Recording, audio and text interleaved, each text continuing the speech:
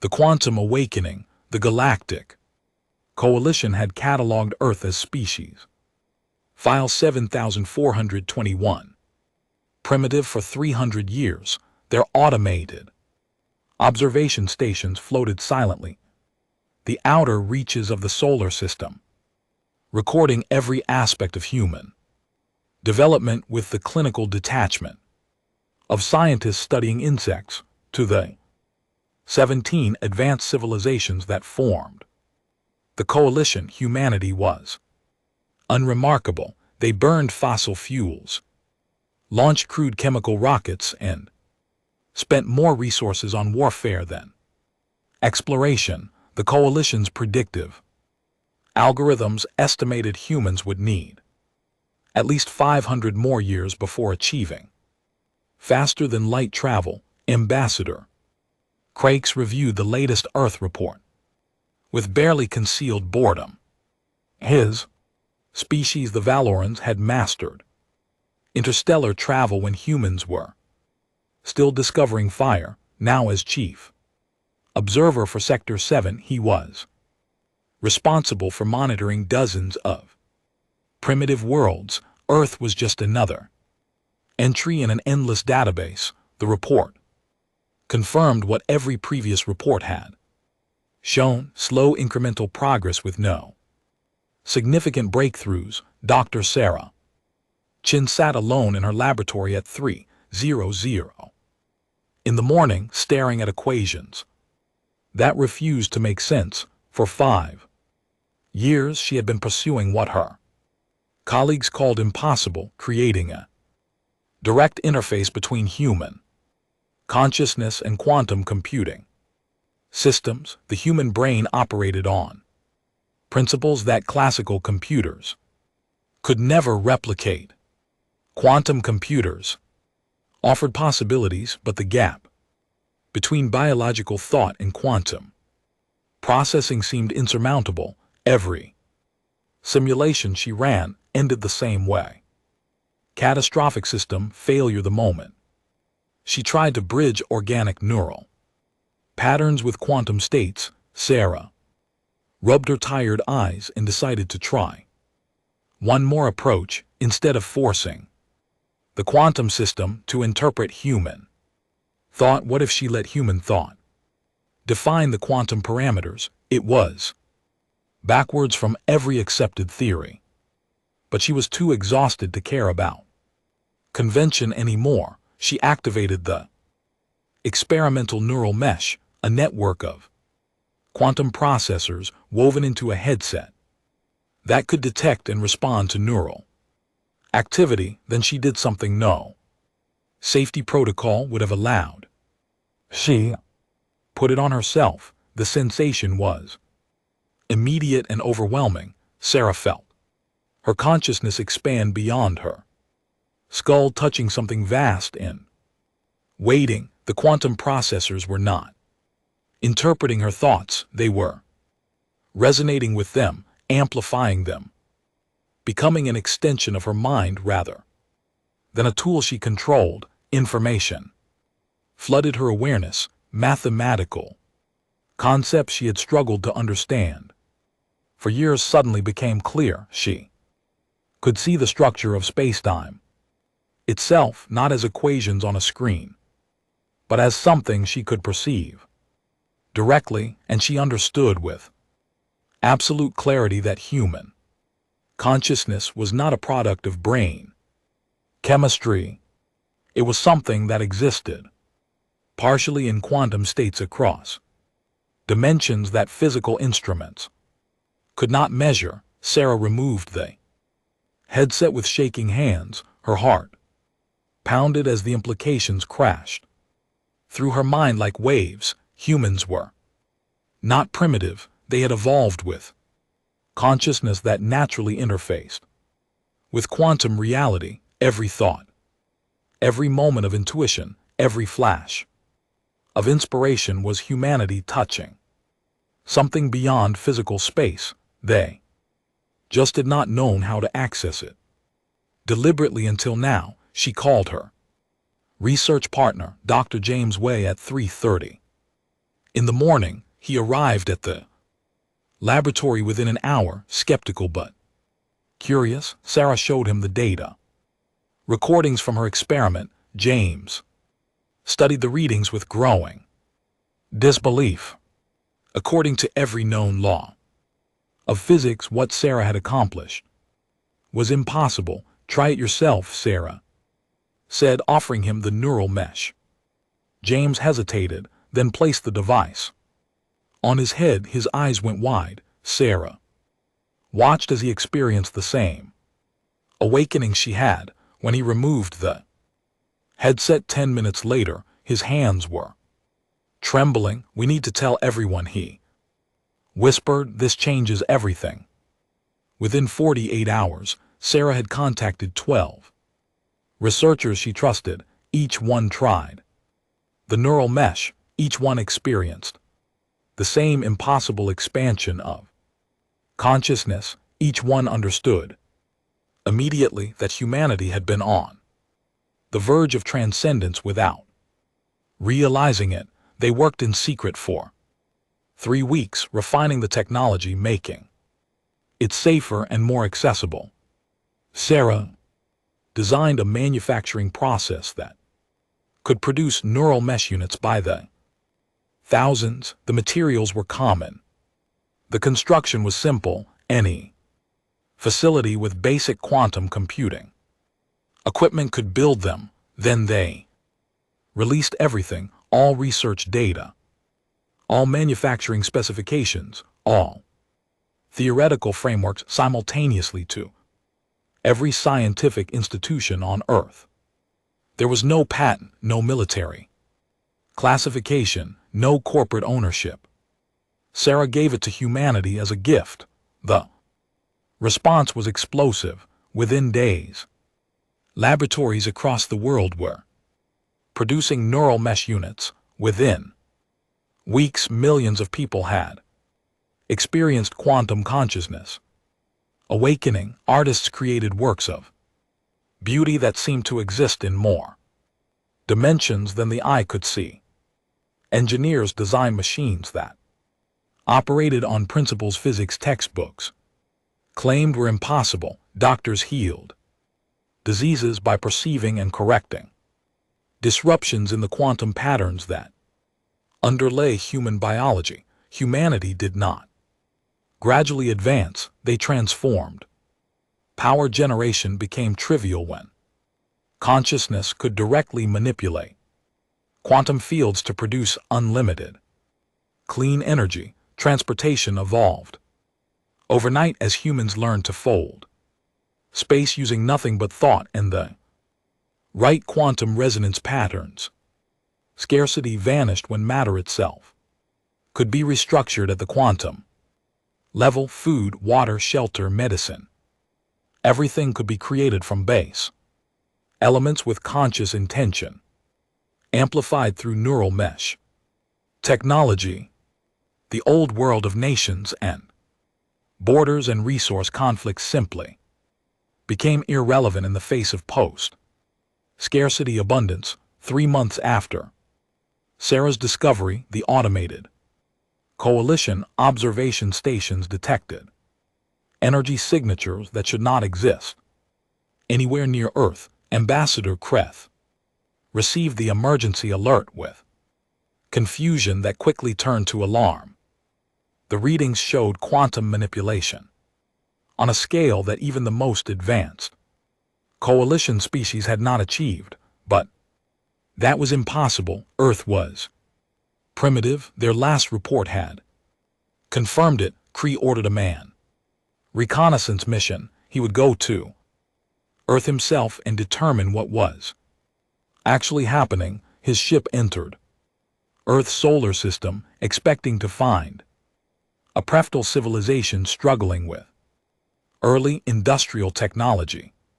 Instead, his sensors detected quantum signatures everywhere on Earth's surface, throughout near-Earth space, on the Moon, on Mars, in the asteroid belt.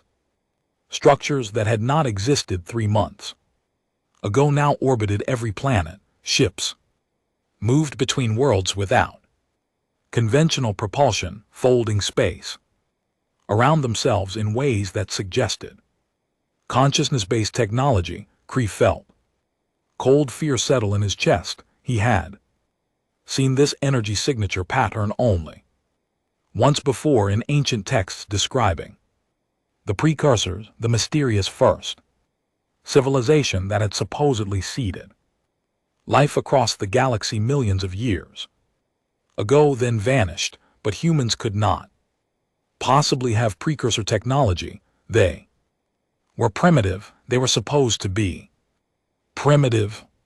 His ship approached Earth and Craig saw planet transformed, cities of light stretched across continents, connected by networks of energy that flowed through the air itself. Massive structures floated in the atmosphere, held aloft by principles his sensors could not identify. The moon's surface was covered in installations that pulsed with quantum activity. This was not the work of centuries, according to Coalition records. This had happened in weeks. Kree sent a first contact request, following all Coalition protocols. Response came instantly, not through communication arrays, but directly into his ship systems, bypassing every security measure as if they did not exist. Welcome, Ambassador Kree. We have been expecting you. Come down to the surface. There is much we need to discuss. Krex landed his ship in what had been designated as a diplomatic meeting area. He emerged to find Sarah Chin waiting for him with a smile. She wore a simple neural mesh headset, barely noticeable in her dark hair. Behind her, the city stretched toward the horizon, beautiful and impossible. The ambassador stared at the human woman, his advanced mind struggling to process what his species had missed.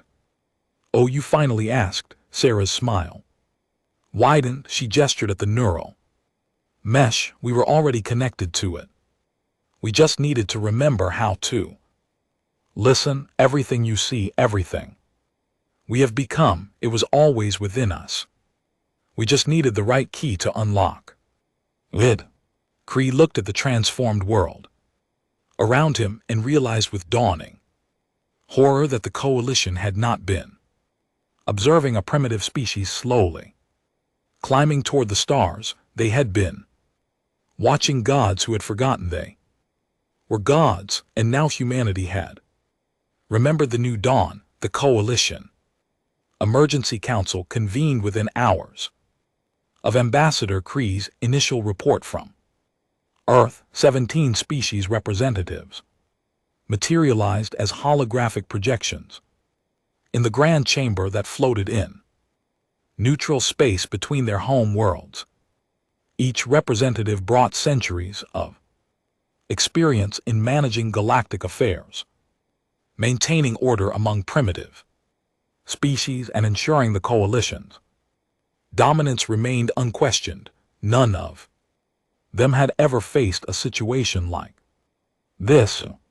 High Chancellor Voromak, a being of pure crystallized thought from the ancient Nethrii species, opened the session with words that carried the weight of genuine concern. "Ambassador, Kreth has confirmed the impossible. Humanity has undergone a complete technological metamorphosis in approximately 90 standard days. Their energy signatures now exceed our most optimistic projections by factors we cannot calculate." The holographic display showed images from Earth cities that seemed to grow organically from the landscape, ships that moved through space without visible propulsion, systems and structures on Mars and the Moon that had not existed in the previous surveillance reports. Commander Xylo of the Kryn military caste slammed his armored fist against the council table. "This is a threat that must be contained immediately. No species should possess technology that advances this.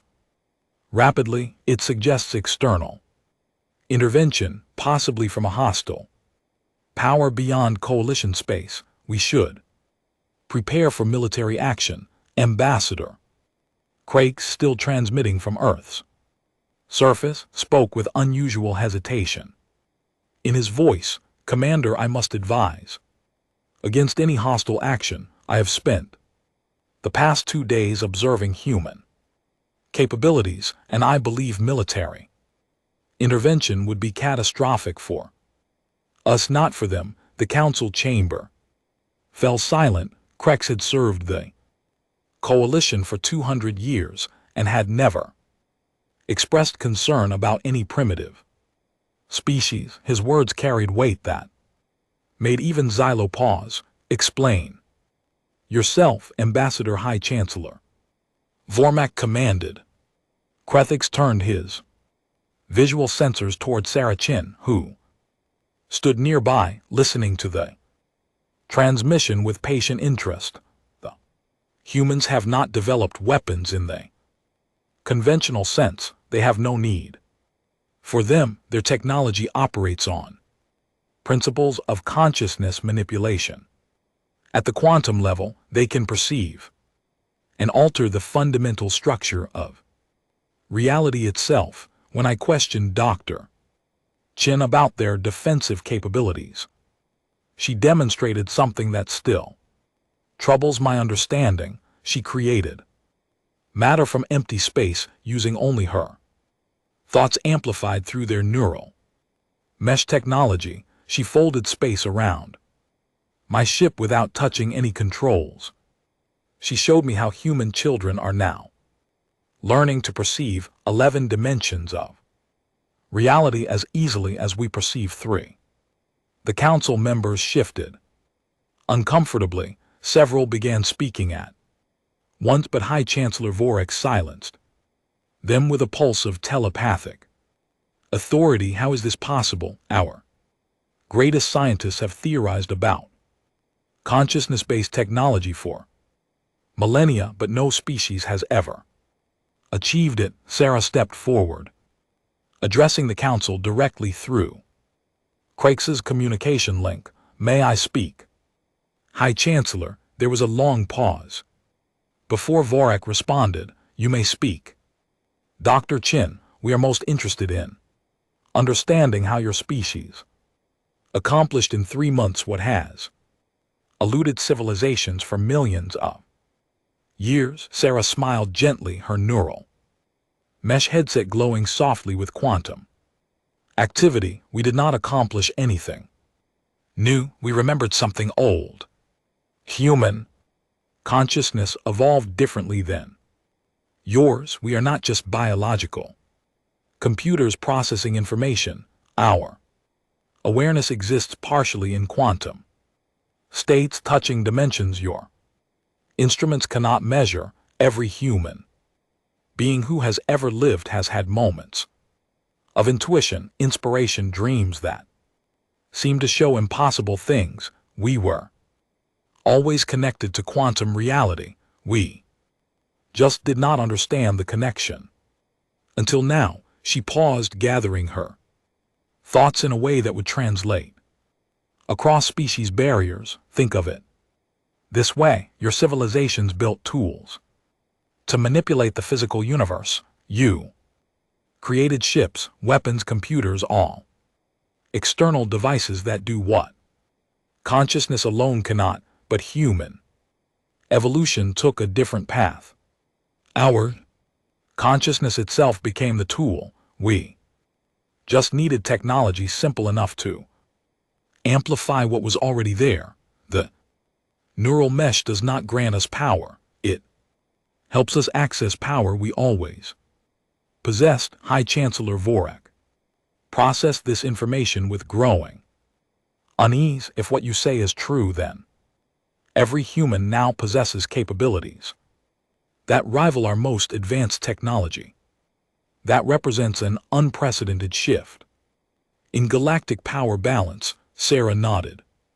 "Yes, it does, but we have no interest in dominating the galaxy or threatening the coalition. We are too busy exploring what we have become and helping each other through this transformation. Commander Xylo interrupted with barely controlled aggression.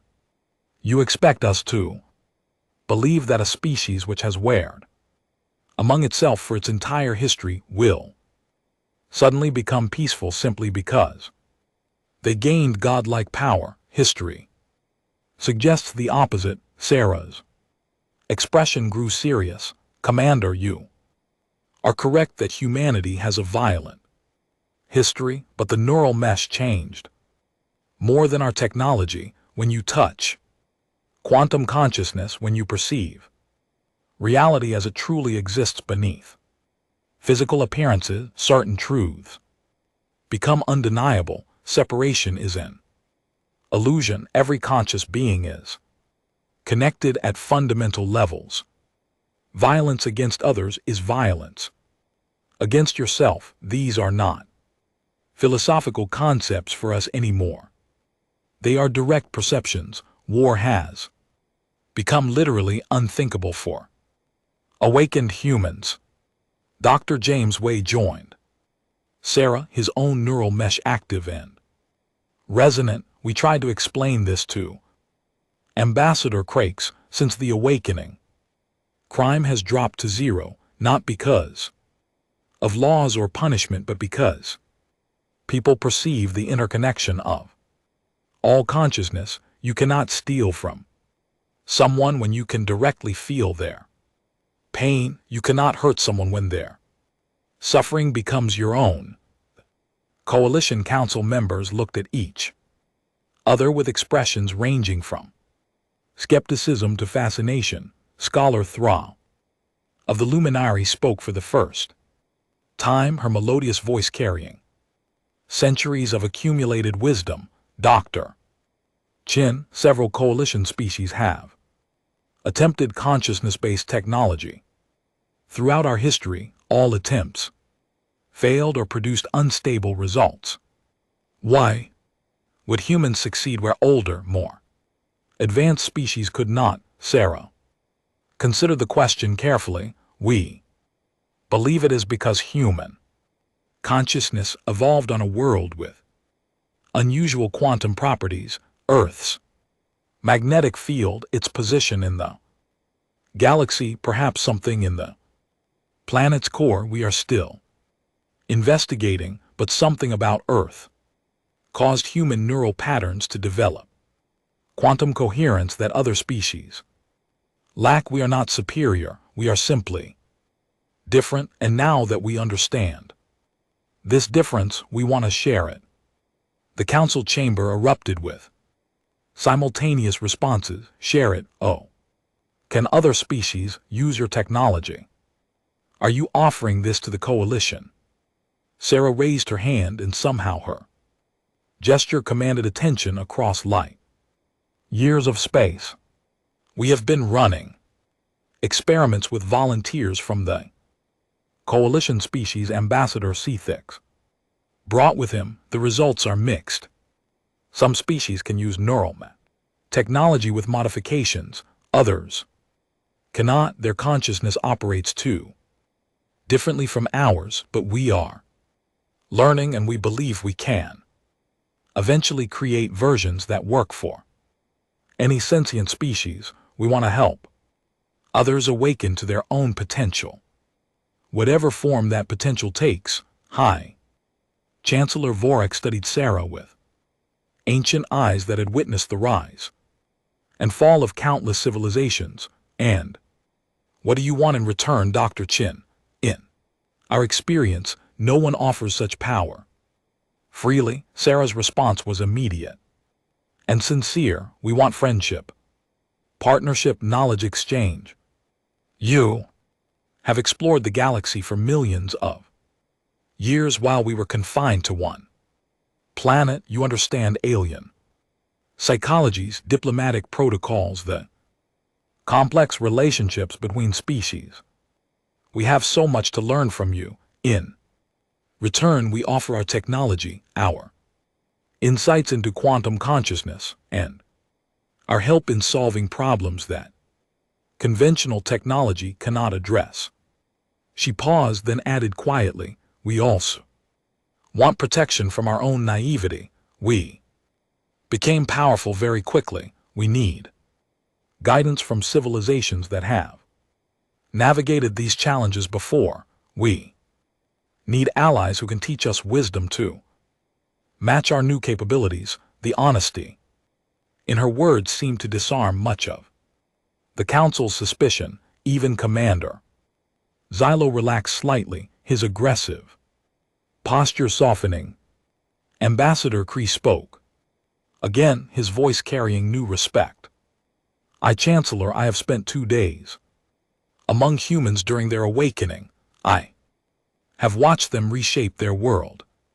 Not through conquest but through cooperation. I have seen their children learning to perceive dimensions we can only theorize about, and I have seen those same children treating each other with kindness that our most enlightened citizens struggle to achieve. I believe Dr. Chin speaks truth. Humanity does not seek dominance, they seek understanding. Scholar Thyra asked the question that several council members were thinking. Dr. Chin, you transformed your entire species in 3 months. You could have kept this technology secret, built weapons, prepared for galactic conquest. Instead, you shared it freely with all humans, and now offer to share it with us. What? Sarah looked at James, and something passed between them, a moment of quantum resonance that the council members with the right sensors could actually detect. Because James and I nearly died during the first neural mesh experiments, Sarah answered softly, when my consciousness expanded beyond my body. For the first time I experienced something that changed me forever. I felt the presence of every human on Earth, 8 billion minds, each one precious and unique and beautiful. I felt their joys and sorrows, their hopes and fears, their fundamental goodness, beneath all the mistakes and violence and confusion, and I understood that hoarding this discovery would be the greatest crime I could commit. Every human deserves to awaken. Every conscious being in the universe deserves the chance to become what they were meant to be. She met the gaze of each council member through the holographic connection. I released the technology because keeping it secret would have been choosing power over love, and once you truly awaken to quantum consciousness, that choice becomes impossible. The council chamber remained silent for a long moment, then High Chancellor Vorex spoke with a tone that carried the weight of historic decision. The Coalition Council will vote on establishing formal diplomatic relations with humanity. Furthermore, we will vote on accepting Dr. Chen's offer to study neural mesh technology and explore its applications for coalition species. This session is adjourned for deliberation.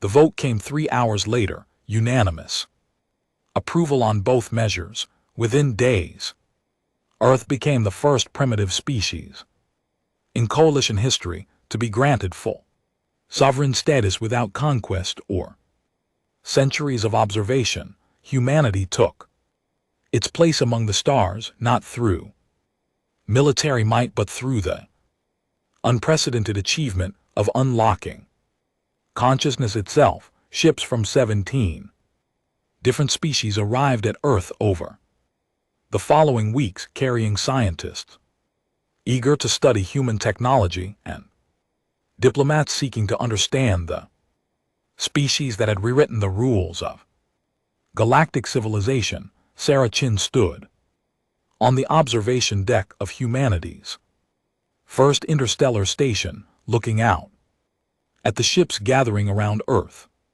Beside her, James Way watched the same seen with wonder still fresh in his eyes despite the transformative months they had experienced. Do you think they understand yet? James asked quietly. Sarah smiled. Some of them do.